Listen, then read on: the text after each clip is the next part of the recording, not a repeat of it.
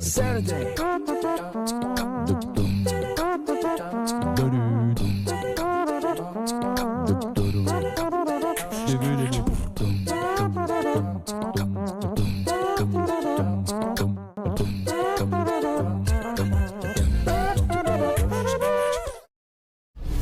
Di awal kisah, kita diperlihatkan dengan 3 jasad yang mengapung di permukaan sungai Boston.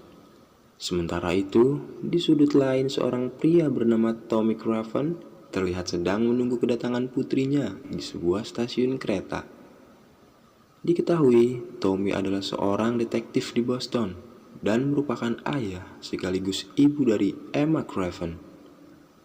Kedatangan Emma ke Boston adalah untuk mengunjungi Tommy, yang kita ketahui ia adalah seorang duda yang tinggal sendiri di Boston. Ketika beranjak pulang, Tommy tak sengaja melihat Emma muntah-muntah seperti sedang sakit, sehingga membuat Tommy sangat khawatir akan kondisi putrinya tersebut.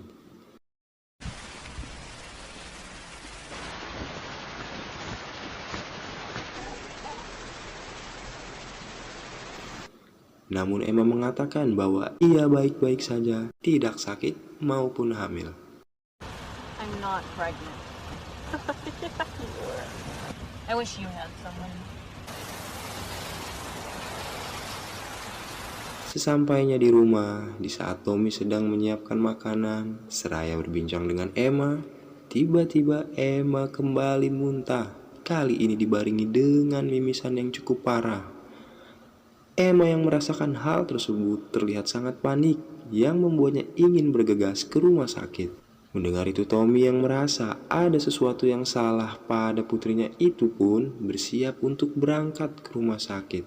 Namun ketika mereka ingin berangkat, dari balik pintu tiba-tiba setelah berhasil melukai Emma, penembak bertopeng itu pun kabur begitu saja.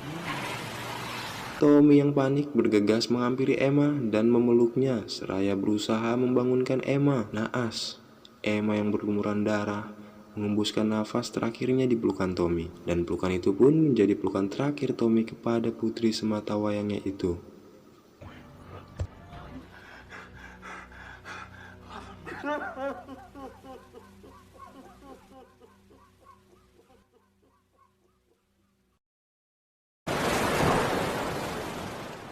Strike oil, okay?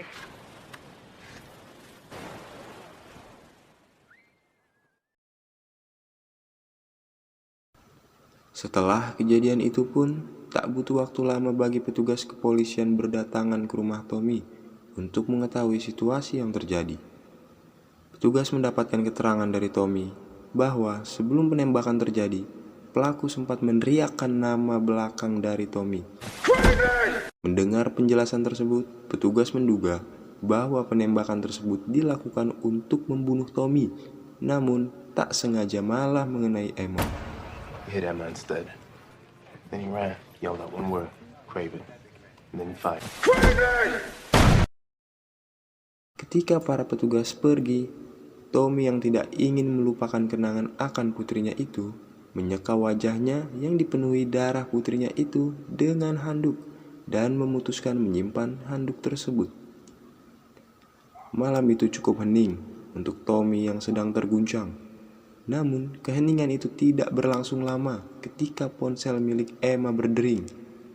Tommy yang mendengar itu bergegas untuk mengangkat panggilan tersebut.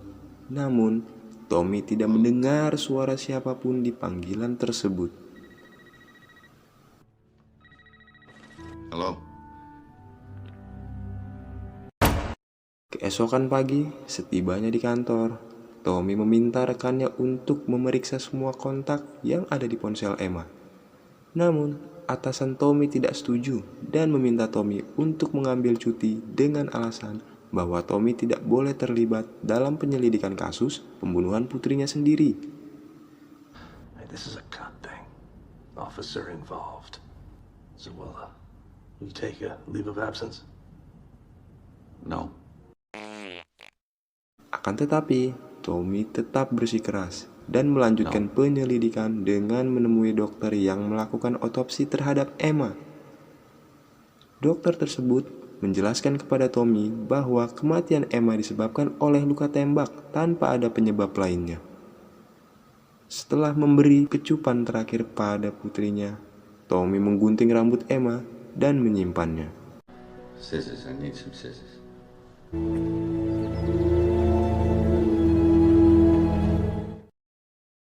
Beberapa hari kemudian, Tommy pergi ke pesisir pantai untuk menebar abu putrinya. Dan kita dibawa pada kenangan indah antara ayah dan putrinya yang kala itu sedang bermain di pantai.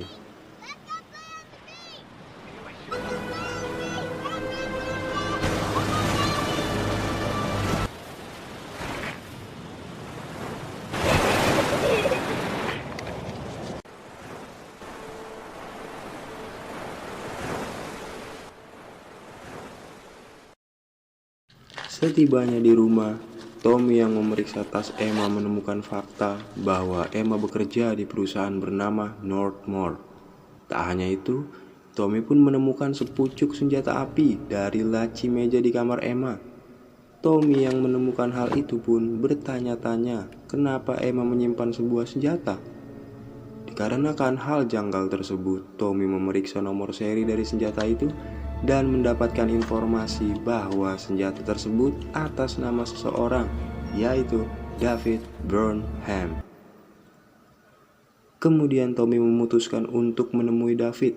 Setibanya di depan pintu rumah David, Tommy disambut oleh David dengan sebilah pisau.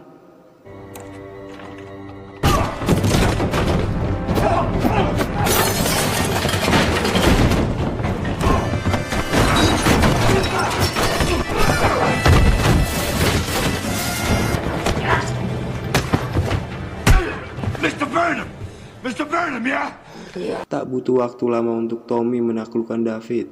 Dan Tommy pun tak sengaja melihat foto David bersama Emma yang menunjukkan fakta bahwa David adalah kekasih Emma. Di situ pun David mengaku bahwa dialah yang memberikan Emma senjata. Namun, David menolak memberi penjelasan lebih dengan alasan ada seseorang yang sedang mengawasinya. Please. I'm dead. The guys out there watching and listening to us right fucking now. Better get the fuck out of here now. Di waktu yang berbeda, seorang pria bernama Darius Jedburgh selaku konsultan keamanan di Northmore ditemui pria bernama Milroy, seorang petinggi dari Departemen Pertahanan. Roy memberitahu perusahaan Northmore memiliki sejumlah kontrak dengan perusahaan keamanan, di mana salah satu fasilitas keamanan tersebut berhasil ditembus. 3 pelaku tewas saat melarikan diri, sedangkan salah satu staf yang diduga terlibat telah dihabisi beberapa hari yang lalu. Dan orang yang dimaksud oleh Roy adalah Emma Craven. Asumsi sebelumnya yang mengatakan bahwa Tommy yang menjadi target penembakan sepenuhnya terbantahkan di saat Roy menjelaskan dengan lebih rinci bahwa Emma lah target sebenarnya karena mengantongi informasi dan aktivitas rahasia perusahaan Northmore. Karena menyangkut keamanan nasional, Roy meminta Darius mencegah informasi bocor kepada siapapun, termasuk kepada Tommy. Boston police are working on the assumption one of their secure facilities was penetrated. national security. 3 people died making their escape. A 4th, an employee who may have been involved, has been killed. By Northmore Security.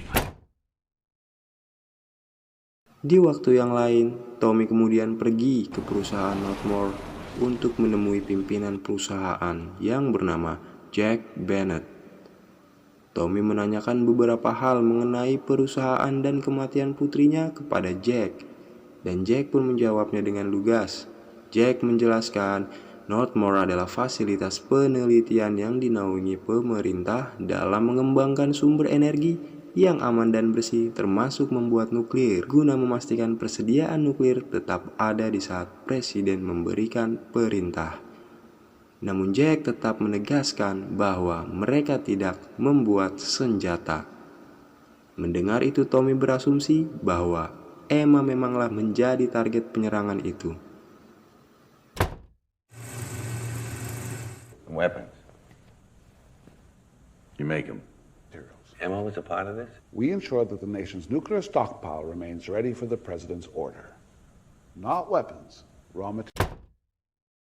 Malam hari, ketika Tommy sedang membakar semua pakaian Emma yang terpapar radiasi, sekejap Tommy merasakan kehadiran seseorang yang ternyata tak lain dan tak bukan adalah Darius. Darius memberitahu Tommy bahwa putrinya dicurigai sebagai teroris yang mengancam negara. Darius kemudian memperlihatkan foto 3 orang yang jasadnya ditemukan terapung di sungai seperti di awal film. Sepengetahuan Darius, ketiga orang itu adalah aktivis yang berusaha masuk ke Northmore untuk mengumpulkan informasi tentang aktivitas tersembunyi yang dilakukan di Northmore. Namun, orang-orang itu tenggelam saat mencoba melarikan diri. Night Flower. Tree huggers. They broke into a US classified nuclear research. Then they drowned in the Connecticut River when they're making their escape. Esok hari, Tommy kembali menemui David dan bertanya apakah Emma terlibat dengan kegiatan aktivis. Cukup lama dalam membujuk David. May I understand that because you're doing it right fucking now. I'm gonna lose my fucking job if I talk to you no matter who's dead. Go home, go home! Akhirnya David pun mengungkapkan bahwa Emma menulis surat kepada senator bernama Jim Pine yang berisi informasi tentang aktivitas ilegal di Northmore. He's insane. Emma was writing to Senator Pine, and at some point she don't interest me. What did interest you? Emma. Sanderman. Malam hari, Tommy terlihat sedang membuntuti mobil Jack. Namun dalam perjalanan, Tommy menyadari ada sebuah mobil yang juga mengikutinya. Menyadari itu, Tommy pun berhenti untuk mengelabui mereka dengan cara masuk ke toilet umum dan keluar dari belakang toilet umum dengan memecahkan kaca yang ada di dalam toilet.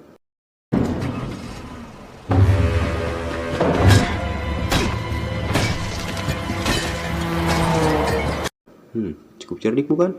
Ketika berhasil mengelabui mereka, Tommy bergegas merusak mobil pengejar tersebut dan Tommy pun melanjutkan aksinya mengejar Jack. Setelah berhasil mengejar Jack tanpa basa-basi, Tommy pun memberi bogem mentah kepada supir Jack dan berniat membunuh Jack dengan menodongkan pistol tepat di leher Jack. Namun, sebuah panggilan telepon membuyarkan niat Tommy. Alah, pada lampir itu.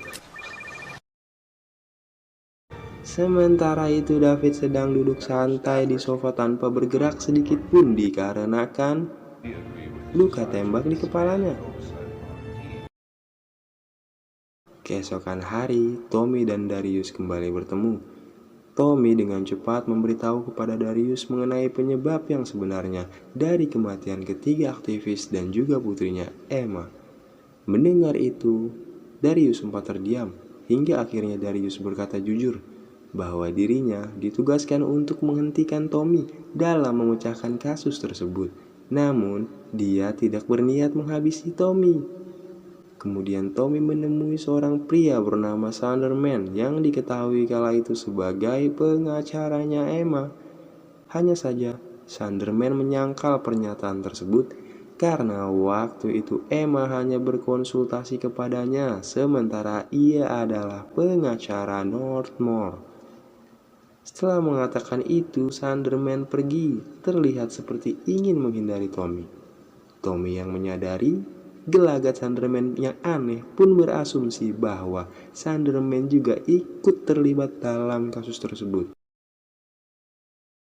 Di hari berikutnya, Tommy menghubungi Melissa dari kontak yang ia dapatkan saat memeriksa ponsel Emma. Melissa pun mau menemui Tommy, tapi terlihat Melissa yang tampak sangat ketakutan, hanya saja mencoba memberanikan diri untuk mengatakan hal yang sebenarnya terjadi kepada Emma. Melissa mengutarakan bahwa kematian Emma akibat diracuni oleh Jack. pemilik Northmore.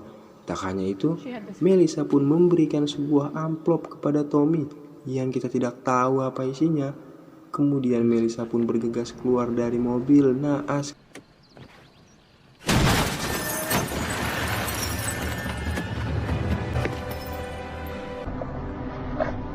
Melihat kejadian itu, Tommy bergegas membawa Melissa ke rumah sakit. Namun dokter mengatakan bahwa Melissa mengalami koma dan harus kehilangan satu kakinya. Scene berpindah ke adegan Tommy di saat Tommy membuka amplop pemberian Melissa. Dan ternyata isi amplop itu adalah CD rekaman Emma yang berbicara tentang senjata nuklir yang dibuat oleh Northmore. Di rekaman tersebut, Emma menjelaskan bahwa senjata nuklir tersebut bahkan bukan untuk Amerika, melainkan untuk negara lain.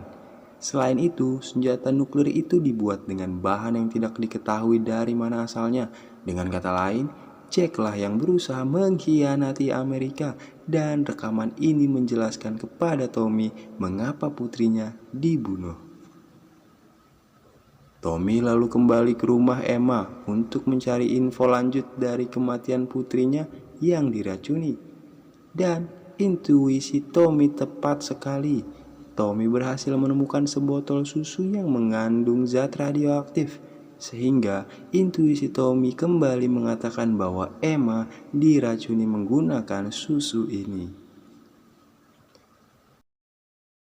Di keesokan harinya, Tommy menemui Senator Jim Pine yang membenarkan bahwa Emma mengirim surat kepadanya. Jim mengatakan surat itu berisi sesuatu yang tidak boleh diketahui Emma. Jadi, alih-alih membantu Emma, Jim malah membalas surat Emma berisikan nasihat bahwa yang Emma lihat bisa menjadi pelanggaran keamanan. Dari perkataan itu tentu saja membuat Tommy menyadari bahwa senator ikut terlibat dalam skenario Northmore. Tommy menegaskan kepada senator bahwa senator harus memeriksa hal ini dalam skala nasional karena Tommy telah mengetahui segalanya atas kasus ini. Sementara itu di waktu berikutnya Jack memerintahkan 2 orang bersenjata untuk menghabisi Tommy. Tommy yang menyadari bahwa ada mobil yang mengikutinya memutuskan untuk berhenti dan menodongkan pistolnya kepada supir yang membuntutinya. Dan polisi yang berdatangan menangkap kedua orang tersebut karena terbukti membawa senapan otomatis ilegal. Di latar yang berbeda, Tommy yang sedang berada di rumah dikunjungi oleh Bill, yaitu rekan kerja Tommy. Bill mengatakan bahwa Tommy akan dituntut atas tewasnya David. Kembali Bill menyarankan Tommy agar berhenti menyelidiki kasus kematian Emma atau dia akan kehilangan segalanya.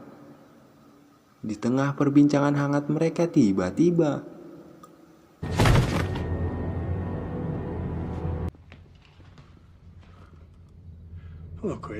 diketahui bahwa 2 orang yang menyerang Tommy saat berbincang itu adalah orang yang sama dengan orang yang ditangkap saat membuntuti Jack.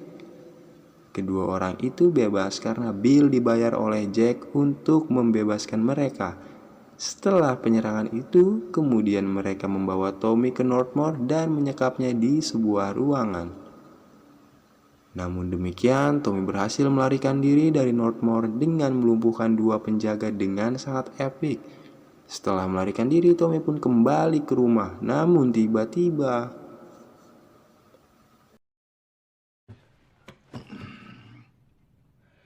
Tommy mengalami gejala seperti yang dialami putrinya. Tommy yang sadar bahwa ia tidak lagi memiliki banyak waktu itu pun bergegas mengambil senjata dan pergi ke rumah Jack untuk menghabisinya. Tommy yang berhasil menjatuhkan anak buah Jack tak lupa memaksa anak buah Jack untuk meneriakkan nama belakang Tommy. Say Craven. Itu dilakukan agar Tommy mengetahui siapa yang menjadi pelaku penembakan putrinya saat itu. Alhasil 2 tembakan didaratkan Tommy kepada anak buah Jack karena suara yang didengar Tommy sama percis dengan suara yang ia dengar sebelum putrinya tewas tertembak. Setelah Tommy menghabisinya, namun tiba-tiba saja Tommy mendapatkan surprise dari Jack yang tiba-tiba menyerangnya. Namun di waktu yang hampir bersamaan, Tommy berhasil membalas serangan dari Jack. Kini pun keduanya sama-sama terluka. Tommy yang kondisinya semakin lemah berusaha dengan cepat mengambil gelas yang berisi zat radioaktif dan menuangkannya ke mulut Jack. Jack yang sangat panik akan situasi tersebut berusaha kabur untuk mengambil penawarnya. Akan tetapi Tommy tidak membiarkan hal itu terjadi dengan sigap Tommy.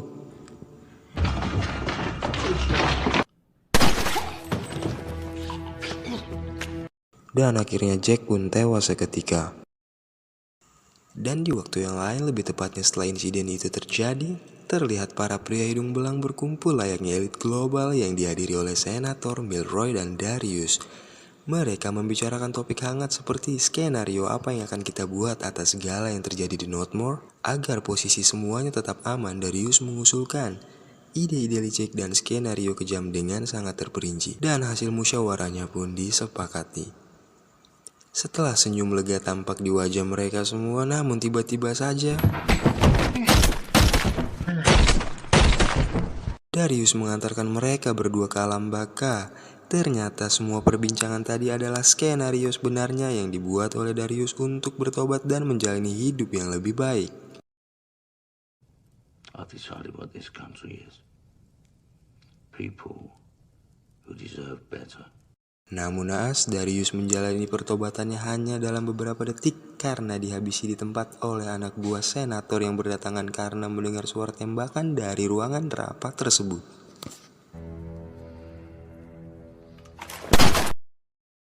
Dan kita tiba di akhir cerita, di mana Tommy dengan semua perjuangannya kini terbaring lemah di ruang perawatan. Entah ini halusinasi atau bukan, tapi terlihat Emma mendatangi Tommy, kemudian berbisik sesuatu ke telinga Tommy. Scene pun berganti, di mana terlihat Tommy dan Emma berjalan bersama menuju cahaya, yang mengartikan kepada kita para penonton bahwa mereka telah pergi ke tempat yang layak mereka dapatkan atas semua pengorbanannya demi sebuah kebenaran. Tamat.